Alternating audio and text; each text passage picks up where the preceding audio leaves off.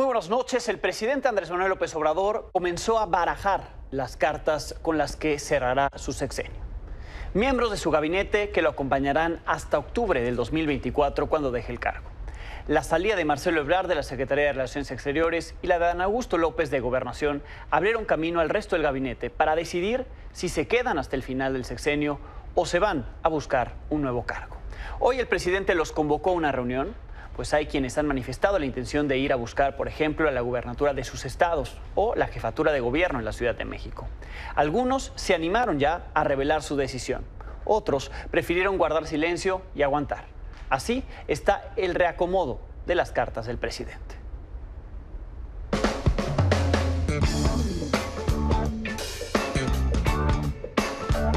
Vamos a informar acerca de la sustitución del secretario de Relaciones Exteriores, Marcelo Ebrard. He designado para ocupar ese cargo a Alicia Bárcena. Ella va a ser la próxima secretaria de Relaciones Exteriores. Haciendo un recuento sobre todos los funcionarios que se han mencionado tan solo como posibles aspirantes a las 9 gubernaturas que se van a disputar el próximo año, serían alrededor de una decena de secretarios, directores, coordinadores, etcétera, que podrían pues anunciarle su renuncia el día de hoy. ¿No considera o no ve usted una posible afectación a su gobierno en este último año de administración? Entonces, por eso no perjudica, porque esa es tu pregunta, la marcha del gobierno. Además, vamos a sustituir en los casos en que vayan a participar como candidatos, vamos a sustituirlos por mujeres, por hombres con convicción, con principios. No va a haber ningún problema.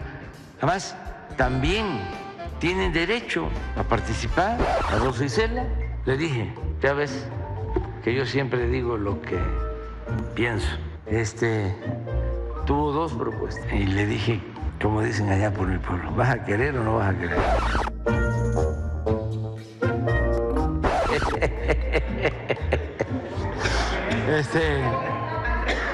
Sí, hay 2 propuestas y yo le pedí que por favor me permitiera seguir formando parte del gabinete que él encabeza.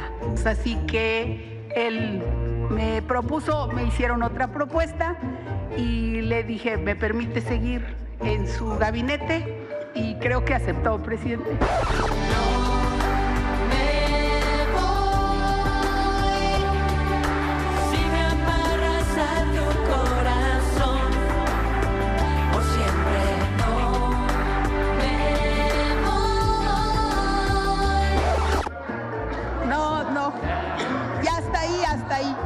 Hasta ahí está bien.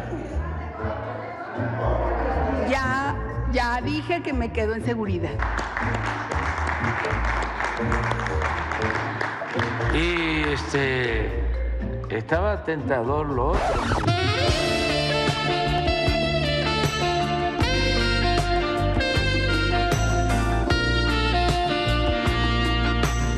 La jefatura de gobierno. La jefatura de gobierno. Pero, le agradezco mucho. Le agradezco mucho. Entré con él, no saldré con él. Secretario, ¿se queda?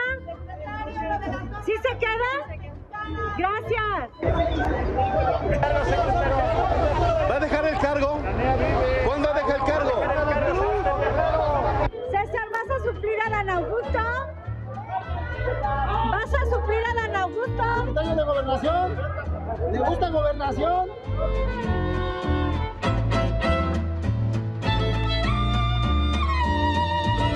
¿Se va a retirar para ser candidato? Sí, efectivamente, las intenciones de un servidor sí son de participar. ¿Por Guanajuato? Sí, vamos a volver a buscar la gobernatura. Bueno, yo no voy a renunciar. Le he pedido al presidente que me releve del cargo de secretario de Gobernación.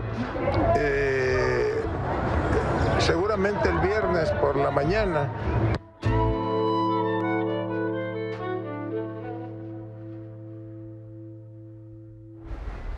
Y las cartas se van acomodando así en el gabinete. De Cancillería sale Marcelo Ebrard, entra Alicia Bárcena.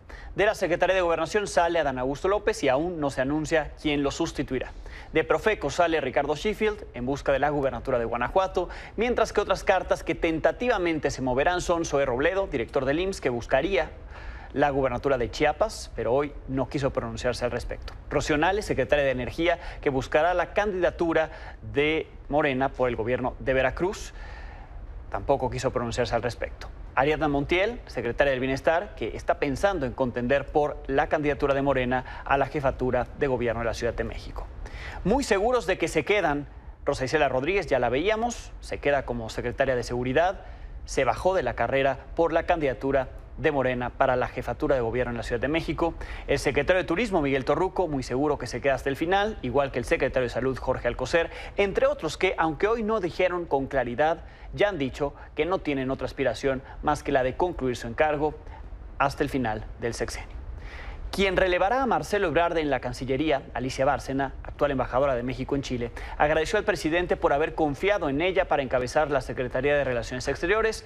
En sus redes sociales escribió que recibe con enorme responsabilidad, honor y compromiso este encargo.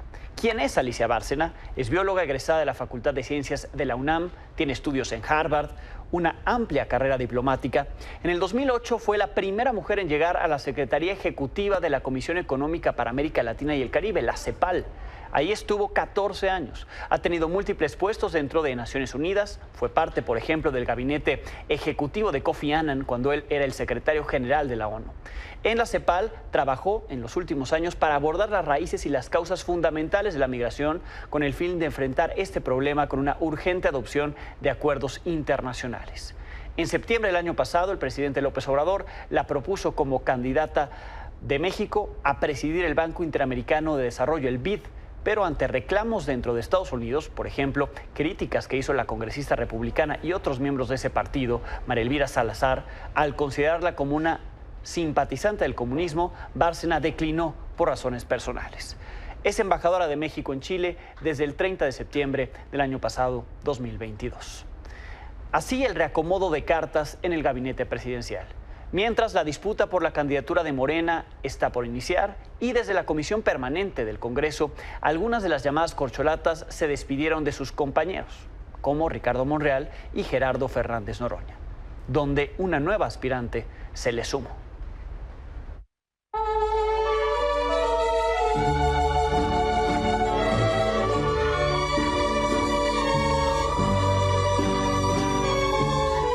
Termino mi función con un reconocimiento a todos y a todas, un afecto sincero y espero me consideren como un amigo en todas las circunstancias, aunque la política nos pueda llevar a tomar caminos diferentes. Podría no creerlo, pero las voy a extrañar.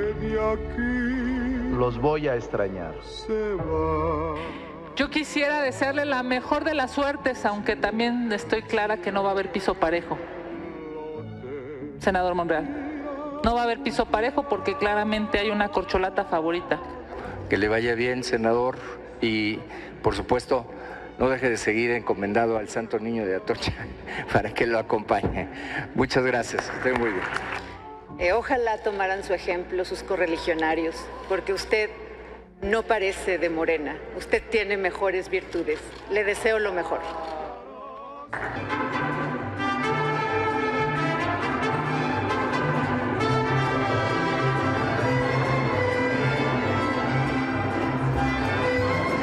Sé que voy un proceso en adversidad, sé que voy un proceso en desventaja. Quiero reconocerle de manera completamente sincera que es de los aspirantes el único que ha mostrado una dignidad a prueba de absolutamente todo. Dijo así: yo no soy ninguna corcholata, yo soy un hombre libre que quiere ser presidente de la República. Diputado, eso es tener dignidad y es una lección para el resto de los aspirantes. Y sin duda alguna yo creo que el gran ganador de este proceso definitivamente eres tú, que no tienes ni siquiera posibilidad de ganar, pero te colaste en la lista y vas a tener premio de consolación, así que mi admiración, mi respeto. Pido licencia a mi cargo de diputada porque muchos compañeros, diputados, diputadas y muchos militantes así me lo han pedido. Y creo que es una obligación con ellos. Debe haber más mujeres en esta primera etapa y por eso voy a participar. Me gusta que tú no seas sumisa. Este país no es para mujeres sumisas. Felicidades y enhorabuena. Gracias, diputada. Como coordinador de bancada de Morena quedó Eduardo Ramírez y al frente de la Junta de Coordinación Política en el Senado quedó César Cravioto, quien es suplente de Martí Batres en el Senado. Sobre otros de los aspirantes, o llamadas corcholatas, esto respondió la jefa de gobierno Claudia Sheinbaum a lo dicho ayer por Marcelo Ebrard sobre que él no tiene un plan B y que la invitará a ella como secretaria de Gobernación. En todo este periodo no me van a oír nunca hablar mal de mis compañeros. Nunca. Habrá algunos que quieran ponernos entre nosotros a debatir, pero de mi parte tengo muy claro que encabezamos la Cuarta Transformación y que hacia mis compañeros no hay debate. Y ya decidirá el pueblo de México a través de la encuesta quién va a encabezar a nuestro partido. Marcelo Ebrard anunció que mañana se registrará como aspirante a la candidatura presidencial de Morena, siendo el primero en hacerlo, y por eso dijo, va requete bien. Todo va a estar requete bien. Bueno, pues ya estamos listos. Mañana es el registro. Voy a ir a muchos lugares para escucharles, para trabajar juntos, para que construyamos el siguiente piso de la Cuarta Transformación. Vamos para arriba. Gracias. Y el secretario de Gobernación, Adán Augusto López, reiteró en Twitter que el viernes dejará su cargo para buscar la candidatura presidencial de la Cuarta Transformación. Se despidió con una fotografía, ahí la publicó en ese tuit, con el presidente López Obrador. Compartió que jamás renunciará a la causa de transformar la vida de quienes siempre fueron olvidados en el pasado. Y la que también solicitó licencia, por cierto, fue la diputada federal Andrea Chávez, que hoy anunció que dejará la Secretaría de Comunicación y Difusión y Propaganda de Morena con la finalidad de participar en el proceso interno del partido para definir la candidatura presidencial y estará apoyando a Adán Augusto López. Andrea está aquí en el estudio, bienvenida. Bien hallada, gracias Alejandro y gracias a la audiencia de Milenio por permitirme esta oportunidad. Dejas el cargo en la Secretaría de Comunicación de Morena y además solicitas licencia como diputada o continúas con tu labor legislativa. Querido Alejandro, contarte que el reglamento que aprobamos en el pasado Consejo Nacional prohíbe al presidente de la República, a los integrantes de las secretarías del Gabinete Federal, Legal y Ampliado, a las y los gobernadores, a las y los presidentes municipales y a las y los coordinadores de las bancadas en la Cámara de Diputados y en el Senado de la República a manifestar su aceptación hacia alguna de las propuestas, hacia alguna de las candidaturas a contender por la coordinación de los comités en defensa de la transformación. Sin embargo, también habla de las dirigencias nacionales y estatales. Y siendo secretaria nacional de Comunicación, Difusión y Propaganda, debía respetar ese reglamento que aprobamos por unanimidad, pero además la exigencia que tiene la militancia de que la dirigencia actúe de manera imparcial, objetiva, neutral en este proceso histórico. Por mí votó gente que está con Marcelo, por mí votó gente que está con Claudia, por mí votó gente que está con Adán Augusto López Hernández y por congruencia, pero sobre todo con mucha honestidad y transparencia, hoy decido retirarme de ese encargo para garantizar la imparcialidad completa de la dirigencia nacional. Ya, ahora, ¿tú podrías regresar una vez que termine este proceso? Sí, los cargos de elección popular son irrenunciables. Es precisamente por ello que el senador coordinador de la bancada de Morena pues necesita pedir licencia y no puede renunciar porque los cargos de elección popular son irrenunciables. Sin embargo, por un elemento, reitero, de congruencia con la militancia a la que me debo, habiendo sido la consejera nacional más votada en el pasado Congreso Nacional, es pues garantizar la imparcialidad de la dirigencia nacional, pero sobre todo también, querido Alejandro, para elevar el debate.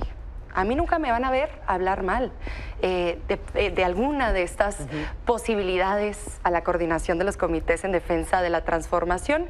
Yo quiero que el debate sea proactivo porque es una pugna al interior de Morena y tenemos que salir fortalecidos. Tenemos que demostrar con mucha responsabilidad y con mucha madurez que podemos ser ejemplo de transparencia y de unidad de cara a este proceso interno y nuevamente en 2024, como habrá de ocurrir, ganaremos la presidencia de la República. Me salgo porque habría ahí que mantener la neutralidad. Tú no vas a ser neutral, ¿Apoyarás a Dan Augusto López? ¿Y qué papel jugarás en este proceso que inicia ya el próximo lunes y termina a finales del mes de agosto?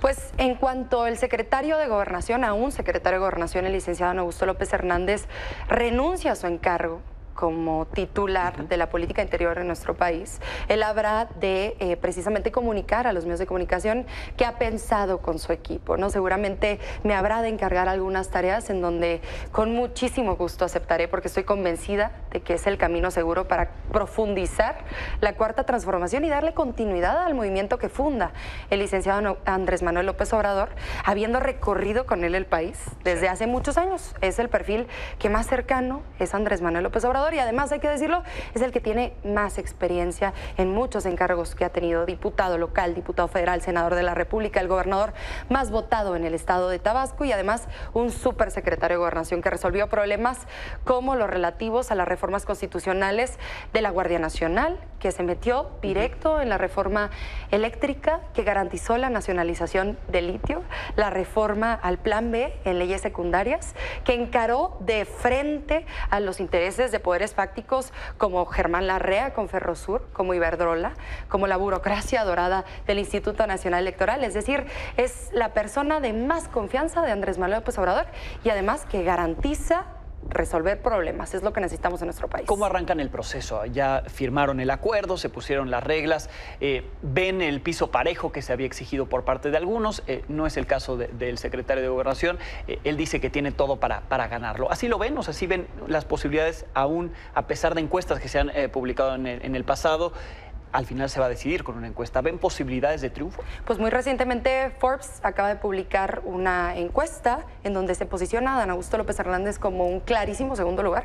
Y hay que recordar que el licenciado Dan Augusto López Hernández pues empezó tarde en la contienda, 17 meses tarde, y no arrancó hasta que el presidente de la República personalmente lo echó a andar. De hecho, en una reunión que tuvo con las y los diputados federales integrantes de la coalición, Juntos Hacemos Historia, es el único que ha actuado con muchísima lealtad, pero con muchísimo también compromiso al mando de la Secretaría de Gobernación, respetando los tiempos que en todo momento marca el partido, y es el único que no se ha manifestado en contra de ninguna resolución, en contra de ninguna determinación que ha tomado el Comité Ejecutivo Nacional, el Consejo Nacional o el Congreso Nacional. Segundo lugar, dices en una de las encuestas, le da para llegar primero. La tasa de crecimiento que ha tenido en estos meses, habiendo arrancado 17 meses tarde, le da para llegar primero, sin lugar a dudas, y ser el próximo presidente de la República. Finalmente, lo preguntaba yo en mi texto que publico todos los martes en Milenio Diario, ¿de qué vive una corcholata? Y te lo pregunto, ¿de qué viven las personas que son allegadas a la corcholata? ¿Tienen ahorros? ¿Cómo se financian en estos semanas, no? Si no es que meses, hasta el 2024. Pues mira, la mayoría de estos personajes que contienden por la coordinación en defensa de la transformación son asalariados. ¿Y a qué me refiero por asalariados? No son empresarios, no tienen consorcios mediáticos, no tienen empresas, pues han vivido siempre de su trabajo, ¿no? Y el trabajo del licenciado Dan Augusto López Hernández, antes, primero fue presidente de la Junta de Conciliación y Arbitraje Local del Estado de Tabasco, después fue subsecretario de Gobierno en el Estado de Tabasco, luego notario, la Notaría 27, que más escrituras públicas ha dado en la historia de Tabasco, ayudando a los que no tienen para pagar este tipo de certezas patrimoniales, después como diputado local, luego diputado federal, senador de la República y finalmente, antes de ser secretario de Gobernación, como gobernador constitucional del Estado de Tabasco, pues él siempre ha vivido de su salario, de sus dietas. Y considero que el ahorro que ha tenido durante toda una vida, pero no solo él, sino los otros contendientes, les da para garantizar lo mínimo, porque no tienen que gastar mucho. Necesitan las 3 S's: suela, sudor y saliva para convencer a los corazones. Empiezan el lunes entonces. Empezamos el lunes 19 y terminamos en agosto 27. Esto les da 70 días a las y los contendientes para convencer a todos los corazones, pero lo que no hay que perder de vista es que Morena nuevamente pone el ejemplo y pone a sus mejores perfiles a recorrer todos los rincones de la patria. Yo creo que este es el último clavito en la tumba de la derecha, del conservadurismo y de la oposición. Bien, pues seguramente en el proceso volveremos a platicar. Andrea, bienvenida como siempre. Muchísimas gracias. Gracias a Andrea Chávez. Vamos a más información del día.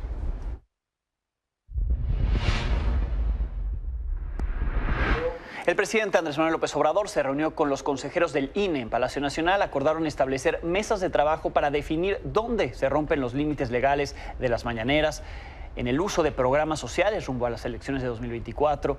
Tras casi 3 horas de reunión, el Consejo General del INE salió satisfecho. Sus integrantes dijeron que el presidente mostró respeto y apertura con ellos y que les prometió que se mantendrá la autonomía del árbitro electoral. Según la consejera presidenta, se abordaron todos los temas, incluido el actual proceso de selección del candidato presidencial de Morena, de lo que no quiso ampliar la información. Quien sí habló al respecto fue el dirigente nacional de Morena, Mario Delgado, quien le precisó a mi compañera Janet López Ponce que el partido ya no financiará las giras de las llamadas corcholatas que arrancan el próximo lunes para evitar que el INE los fiscalice. Por eso les pidió a los contendientes mesura y austeridad. Ellos, con sus propios recursos, ellos tendrán que organizarse, porque justamente si había financiamiento del partido, los abogados nos decían que entonces sí podríamos ponerlos en riesgo de que llovieran las impugnaciones y pues ya sabes que la autoridad electoral está atrás de nosotros, entonces estamos cuidándolos, estamos protegiéndolos. Y sí les hemos pedido, y es parte del compromiso, de que se conduzcan con austeridad, porque la gente lo señalaría si hay un derroche, si hay un exceso. Vamos a pausa y volvemos. La semana pasada le presentamos aquí el caso de Itiel N., un empresario de Guanajuato. De acuerdo a sus familiares que están en Veracruz, se le han fabricado delitos en los que lo involucran con 2 homicidios supuestamente cometidos. Primero, el homicidio de un diputado y luego 2 nuevos homicidios le han fincado. Sin embargo, hay decisiones judiciales que han determinado que es inocente y lo han absuelto, por ejemplo, de la primera de las acusaciones. Luego le fincaron los otros 2 homicidios. En el camino, una jueza determinó que debía ser libre, decidió no vincularlo a proceso. Hablamos la semana pasada con la esposa de este empresario, quien el gobierno de Veracruz lo señala como integrante de la delincuencia organizada, ha dicho que es el compa Playa. Y ahora sabemos que la esposa de este hombre le envió una carta a la vicepresidenta de Estados Unidos, a Kamala Harris, pidiendo que intervenga. Ella es estadounidense y por eso envió esa carta a la autoridad de su país. Ella vive acá en México y sigue exigiendo, junto con la hermana, con la que hablamos la semana pasada, que se libere a su esposo, recientemente reaprendido. También conversé con la jueza que fue detenida y liberada después de 3 días. Esta mañana, en la conferencia mañanera, se habló del tema. Esto se dijo en la conferencia mañanera.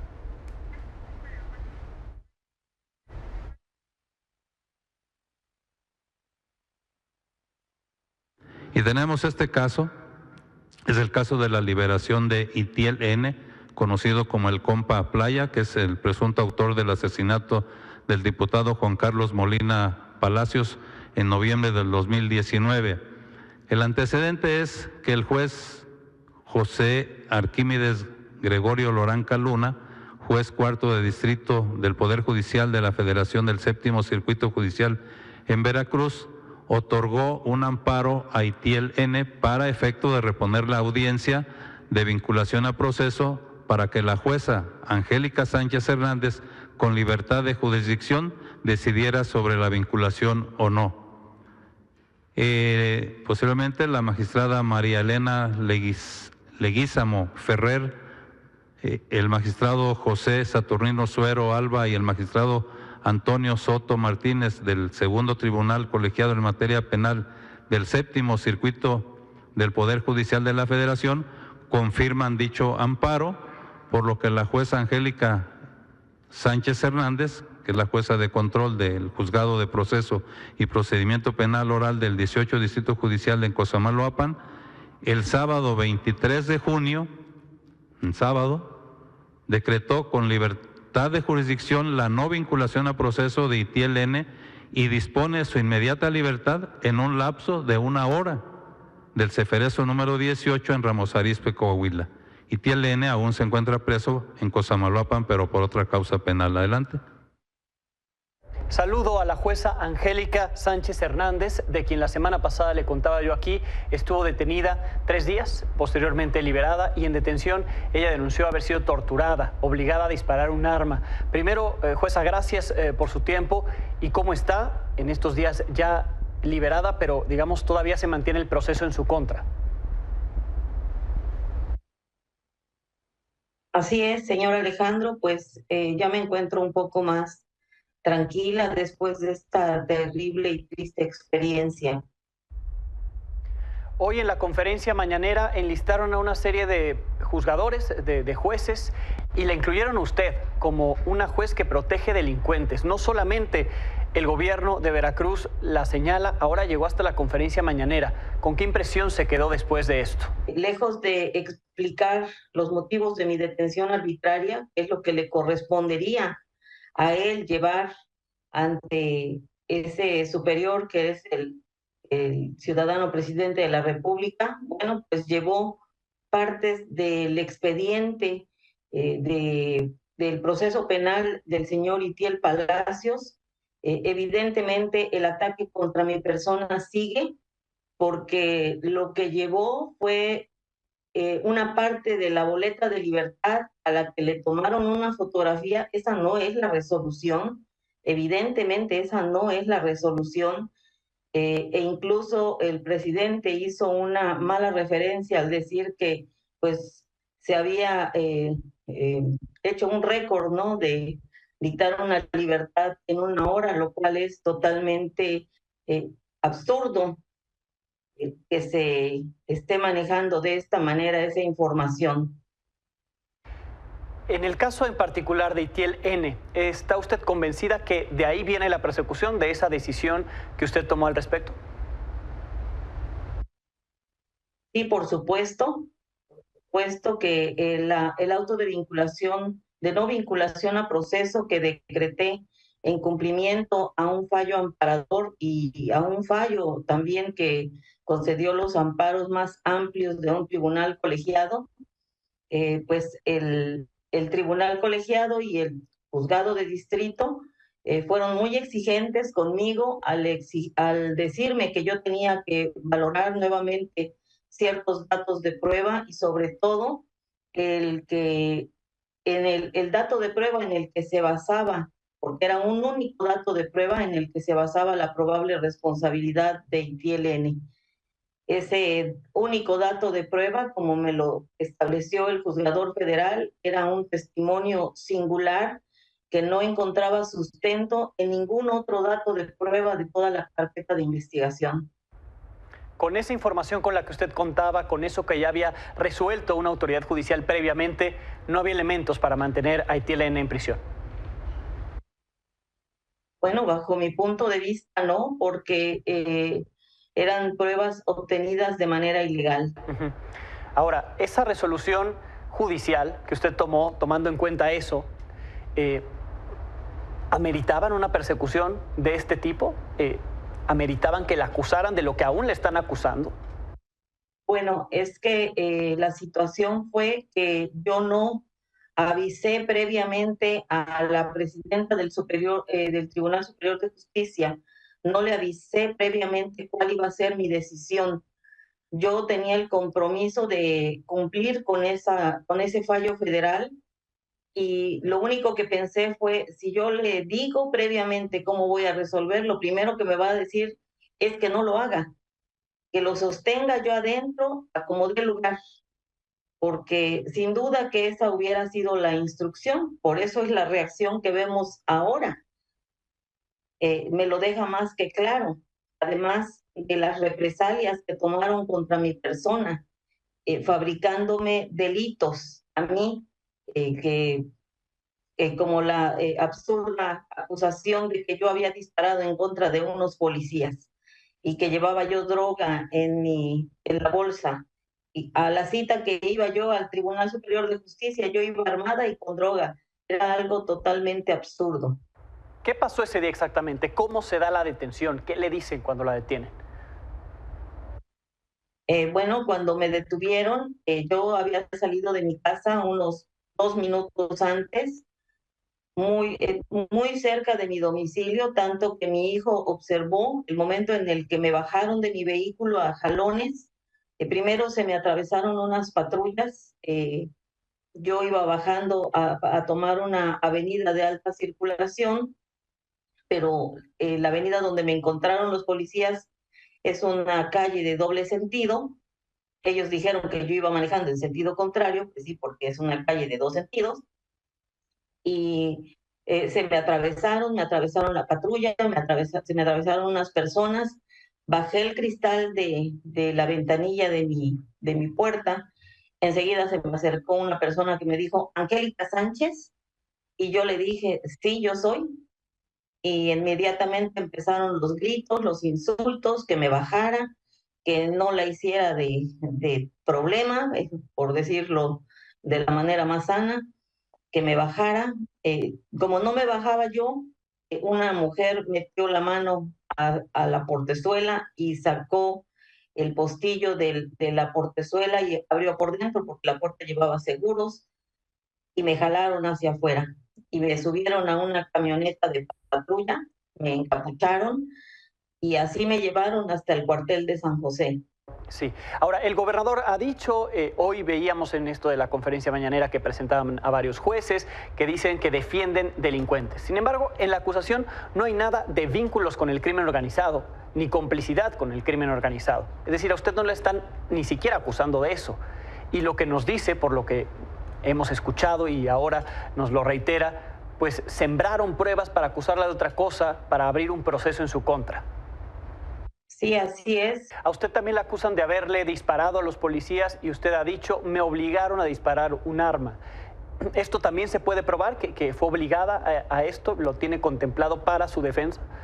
Sí, claro, por supuesto, porque en el momento cuando a mí me detienen y dicen en su argumento que me detienen porque yo en ese momento saqué una pistola y les disparé, bueno, pues había personas que estaban cerca del lugar de los hechos, en un Oxxo que estaba un poco más abajo, donde se les cuestionó a las personas que trabajan en el Oxxo si ellos en algún momento oyeron disparos. Ellos dicen que no, para nada, no escucharon nada. Era una hora bastante transitada, abajo había estudiantes que iban a la universidad. Esa calle en la que fue la detención es bastante concurrida por personas y pues nadie escuchó ningún disparo. Incluso existen videos también que evidencian lo que yo le estoy diciendo. ¿Qué sigue en el proceso? ¿Cuándo es la siguiente audiencia? ¿Y cómo prevé salir de esto que con esta acusación ahora está la juzgadora? Quien debería estar juzgando ahora está enfrentando un proceso en su contra. Bueno, pues evidentemente ante tales circunstancias en las que me encuentro, no me queda más que recurrir a instancias nacionales e internacionales en la defensa de mis derechos y ya para ello se emprendieron algunas acciones ante la Comisión Interamericana de Derechos Humanos y ante la propia ONU. Bien, pues nos mantenemos atentos de este caso, por supuesto. Ya está en libertad, pero el proceso ahí sigue. Cualquier novedad, por supuesto, si nos permite mantener la comunicación. Claro que sí, estoy en la mejor disposición para ir comunicando lo que vaya sucediendo con este caso. Bien, es la jueza Angélica Sánchez Hernández allá en Veracruz. Muchísimas gracias. Pausa y volvemos.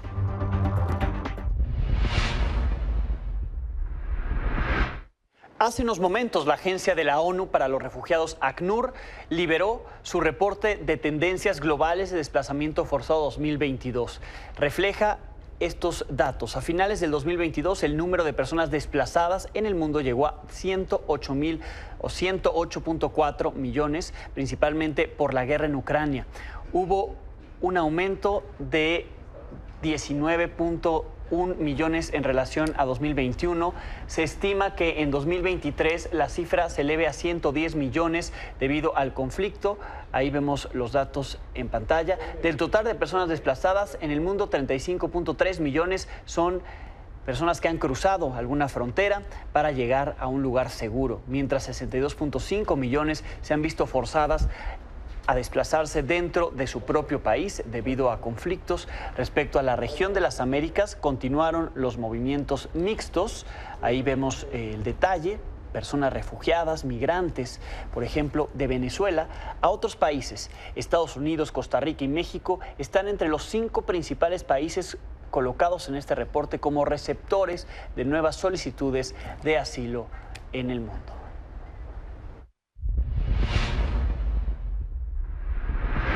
Esta tarde el expresidente de Estados Unidos, Donald Trump, compareció ante el juzgado de Miami. Ahí se declaró no culpable de los 37 cargos que le fincan por haber ocultado documentos confidenciales y habérselos llevado de la Casa Blanca y esconderlos en su mansión de Florida.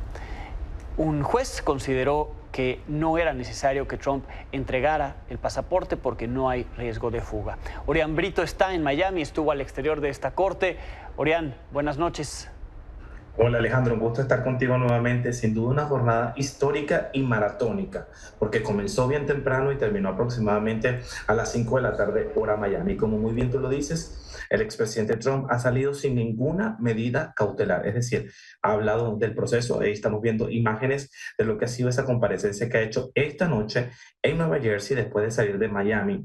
Allí ha dicho que van a derrotar esta acusación, insiste en que esto es persecución política y que esto no lo va a detener en su afán o deseo de regresar a la Casa Blanca en el 2024. Sin embargo, Alejandro y amigos televidentes, Trump debe comparecer nuevamente en corte el próximo 27 de junio. Es decir, este proceso, el fiscal especial Jack Smith dice que quiere un proceso rápido, sin embargo, muchos pronostican que esto va a tomar unos meses.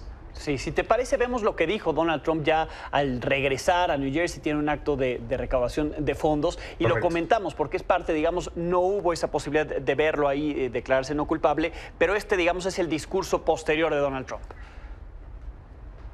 Will go down in infamy, and Joe Biden will forever be remembered as not only the most corrupt president in the history of our country, but perhaps even more importantly, the president who, together with a band of his closest thugs, misfits, and Marxists, tried to destroy American democracy. Bueno, con discursos como esos son con los cuales pues sigue elevando la popularidad, y te preguntaría qué pasó alrededor de la corte. ¿Hubo tantos simpatizantes como se esperaban? ¿Dejaron solo al presidente o expresidente Trump? ¿Qué pasó en los alrededores de la corte de Miami? Alejandro, yo sí hago un cálculo a grosso modo de lo que pude ver. Yo estimo que unas 300, 250 personas estuvieron allí. No las 5.000 o las 50.000 que hablábamos la noche anterior que esperaba la ciudad de Miami. Estuvieron simpatizantes y también estuvieron detractores. Por fortuna, todo estuvo en civismo, salvo un hombre que venía de Nueva York, que estaba vestido como presidiario de preso, tenía el uniforme, y que decidió abalanzarse sobre la caravana de Trump. Es el único arresto hasta ahora. Bien, pues así, digamos, lo que ocurrió allá. Estamos atentos a la siguiente audiencia y te agradecemos muchísimo que nos hayas compartido el reporte acá en Milenio 21 Horas. Un placer, Alejandro. Gracias, Orián Brito, allá en Miami, en Florida. Mañana los veo 21 horas. Encuentra toda la información de Milenio en nuestro canal de YouTube. Suscríbete y activa la campanita.